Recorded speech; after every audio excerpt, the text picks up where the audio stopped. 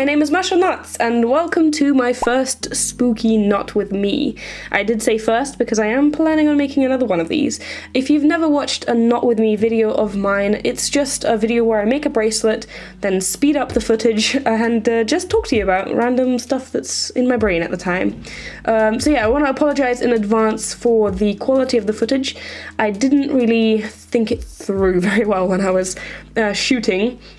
So I had to zoom in a little bit on the footage and also speed it up, so the quality significantly dropped. But hopefully you can still enjoy the view. So the thing that I'm making now, this is a skeleton bracelet, and as you can tell, this is an alpha bracelet. If you have no idea what I'm talking about, I suggest you watch my beginner's guide where I go over all the differences between different types of bracelets.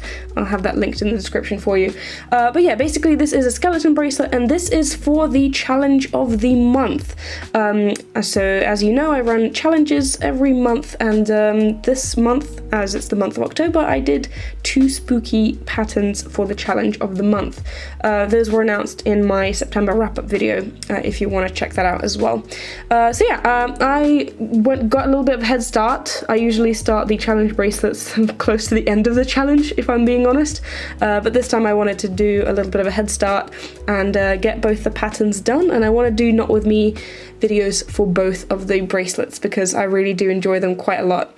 As you can see, I am using a sparkly, I did say yarn in this pattern. I decided to go with just a normal black for the background and then the sparkly sort of grey/silver yarn for the actual bones and like the skull of the skeleton, and I thought that gave it a quite cool, unique effect.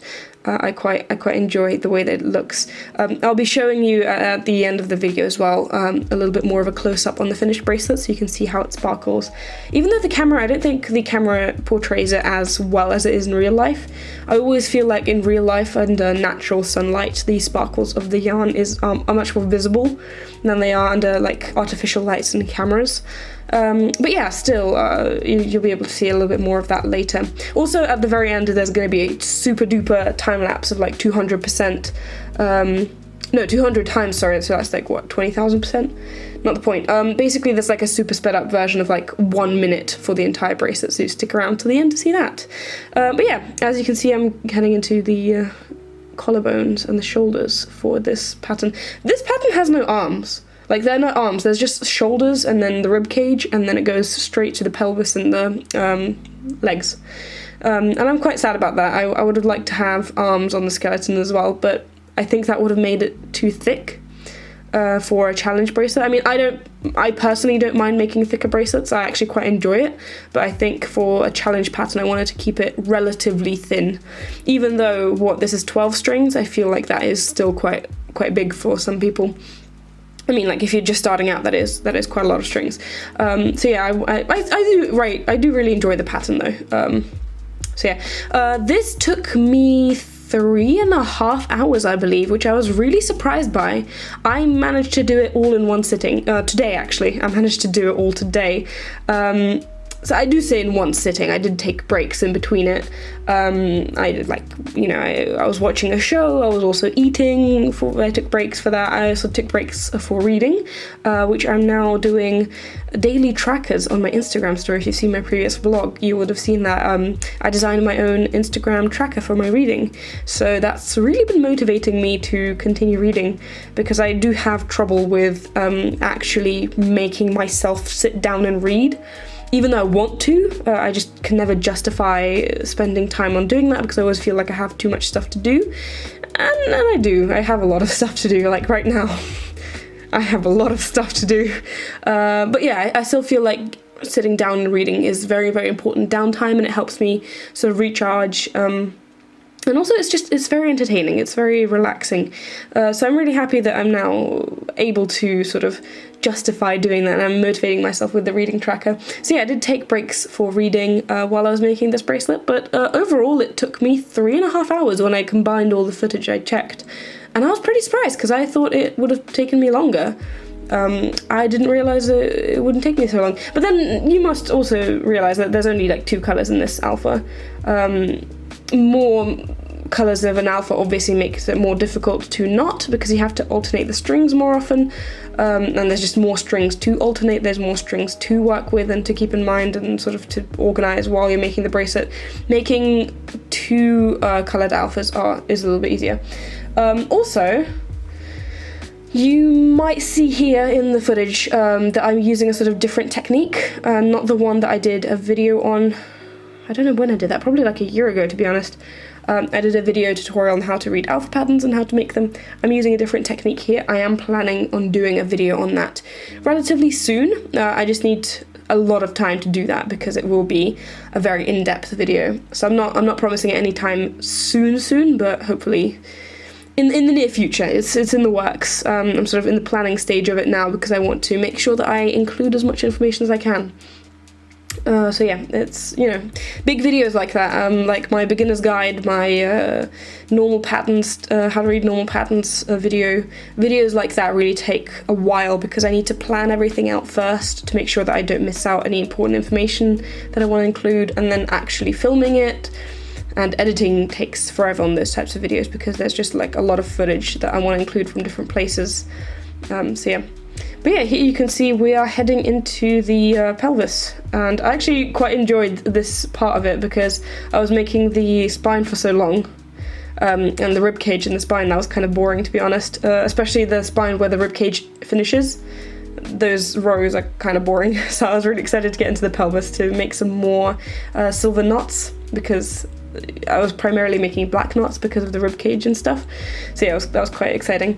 But yeah, I don't know if, I mean, most of you will probably know. If you've been following me for some time now, you would have noticed that I mostly make normal patterns. And yeah, that sort of just happened. I don't really have a specific preference for normal patterns. It's just I felt like I don't know how to describe it. I felt like I was okay at making alpha patterns when I did the video on it about a year ago. And then, I don't know why, but I just sort of went into a slump and I didn't want to make them, so I stopped making them for a while, and that lasted a couple of months. And then when I got back into making them, I realized that I'm not that great at making alphas, and I don't know how, but I somehow regressed and I started making them worse than I was making them before the break, and I was really unhappy with that. So I did some research on like different techniques, and I practiced a lot. There are a lot of bracelets that never made it to anywhere, my YouTube or my Instagram. I never shared them anywhere because I was just like ashamed of them, to be honest. Well, not ashamed, but I wasn't proud. Yeah, I wasn't proud. I wasn't necessarily ashamed. Like, I can show them. I'm not ashamed of them, that's the wrong word, but I wasn't proud of them, so I didn't want to share them. Even though I am actually thinking of doing a video where I talk about my sort of alpha progression, so maybe they will make it onto there. But yeah, basically I practiced a lot. I researched a lot of different techniques, and as I said, I'm using a different technique here, and after a bunch of practice, I feel like I am back at a stage where I'm happy with my alphas. Of course, they can still be better, and my normal bracelets as well, they can still be better. I think that you can always improve. There's no sort of end goal here. You can't just say that, oh, now you're perfect. No, there's always room for improvement in anything that you do. So I'm not by any means saying that they're perfect, but I am saying that I'm finally at a place where I'm happy with them and I'm comfortable sharing them and I feel proud of what I've made. So yeah, I'm quite happy with that progression. That took me a few months to actually get to the point where I'm happy with what I've created. So yeah. You can see that I added a lot of string here. I was using tape to tape down the bracelet to the table. I find that, I mean, a lot of people use like clipboards and stuff, and just other ways of securing their bracelets. I find that tape is quite good. I found a pretty good strong tape. The only annoying thing is that it then gets like stuck to your table, and so you have to clean the table afterwards. So if you have like a polished table or something like made of wood that's polished, probably don't use tape because it might like tear up the polish off the wood, but I have like a cheap IKEA table, and so nothing's going to happen to that. You can just like clean it off with cleaner afterwards and it's fine. So yeah, I found that tape is pretty good at that. And yeah, we're heading into the end of the time lapse now. I am really happy with this bracelet. It turned out a little bit short, so it's not necessarily like a bracelet, but I am really happy with what I've created, and hopefully you'll like it too. We're gonna head into like the actual close-up shots in just a second now. But yeah, the sparkly string, I'm really excited that I got to use finally, because I was been wanting to use that for a while. I've sort of set a goal for myself to use all the strings that I have, all the sparkly ones, at least once, and I really want to get to do that because I haven't used all of them yet. So yeah, I finally got to use the grey one. Here you can see how it's a little bit sparkly. As I said, in real life it is much more sparkly than it is here, but yeah, I really like it. Hopefully you guys enjoyed the video. As I said, there's going to be a short time lapse here as well, and I'm going to leave you to watch that just on your own without my voice. So yeah, I post videos on Wednesdays and Sundays, and I'll see you soon. Bye!